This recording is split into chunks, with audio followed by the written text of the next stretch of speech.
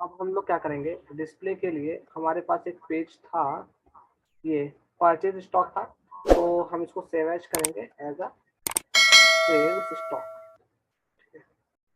और यहाँ लिख देंगे display stock item, display sales stock item, और यहाँ पे जहाँ पे टाइप हमारा 2 होगा हम वहाँ से इसको क्या करेंगे, जोड़ेंगे। ठीक है, और यहाँ पे आते हैं और हम चलते हैं अपने पेज पे। अब उसको क्या करते हैं हम लोग, यहाँ पे लिखते हैं परचेज स्टॉक रिपोर्ट, और यहाँ पे आ जाएगी सेल्स। तो जो जो आइटम सेल्स हुए होंगे उसका रिकॉर्ड आएगा यहाँ पे। फाइल का नाम में थोड़ा सा मिस्टेक हो गया, तो हमारी क्या होगी, सेल्स रिपोर्ट होगी, डिस्प्ले सेल्स स्टॉक आइटम्स। ठीक है, तो ये हमारा आईसी सेल हुआ है 25 पीस। ठीक है, तो हमें उसका क्या आ गया, टोटल आ गया।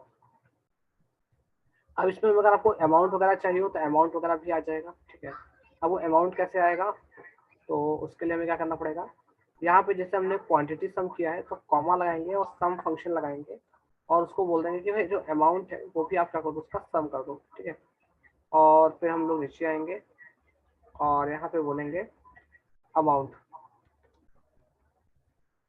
ऐसे।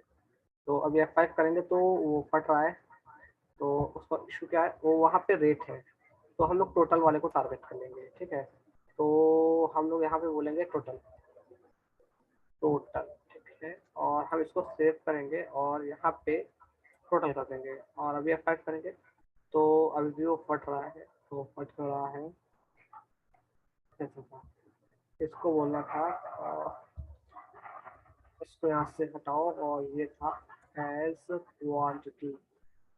अब F5, और हमें यहाँ लिखना पड़ेगा एज टोटल, तो एज टोटल।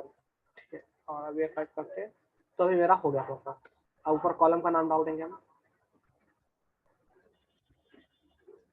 और तो हमारा कॉलम का नाम है टोटल, ये हमारा टोटल सेल हुआ। ठीक है, अब अगर आपको एवरेज वगैरह निकालना हो तो बगल में एवरेज निकालना हो तो एवरेज कॉस्ट निकाल सकते हो, ये रही एवरेज कॉस्ट।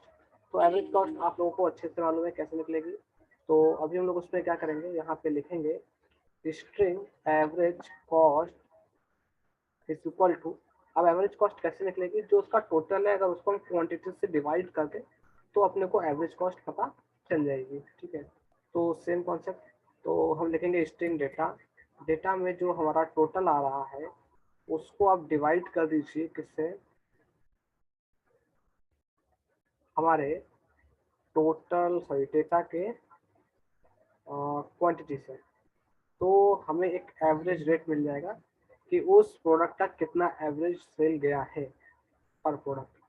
तो यहाँ पे अब हम बोलेंगे, क्या बोलेंगे, डेटा नहीं एवरेज कॉस्ट, तो हम लिखेंगे ए बी के कॉस्ट, तो ये हमें आ गया। ठीक है, तो इस तरह से हमने एवरेज कॉस्ट भी निकाल लिया है। अब अगर इसी पेज की फंक्शनैलिटी को हम अपने परचेज वाले में भी डाल देते हैं, तो इसको भी पेस्ट किया, और यहाँ पे हमने इसको, और जहाँ पे टाइप हमारा 1 हो वो हमारा हो जाएगा परचेज, और हमने लिखा डिस्प्ले परचेज। और अब हम इसे तुरंत क्या करते हैं, हेडर से लिंक भी कर लेते हैं, जिससे कि हमें बार बार परेशान ना होना पड़े। तो नीचे आते हैं, और रिपोर्ट्स लगी थी, और ये सेल है, ये परचेज रिपोर्ट है, तो यहाँ लिखेंगे परचेज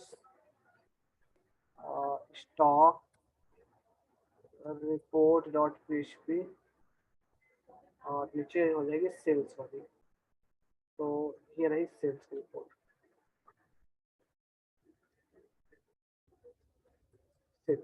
ठीक है, F5, और अभी देखते हैं हम लोग प्रॉपर वर्क हो रहा है, तो ये देखिए ये सेल्स का हो गया, सॉरी, और ये हमारा गलत लगा दिया, क्या मैंने गलत लगा दिया, नीचे हमें सेल्स का लगाना था, सॉरी ऊपर लगाना था, और नीचे हमें परचेज लगाना था सेल।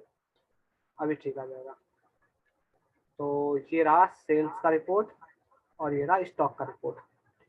एवरेज कॉस्ट इसमें इतना आ रहा है।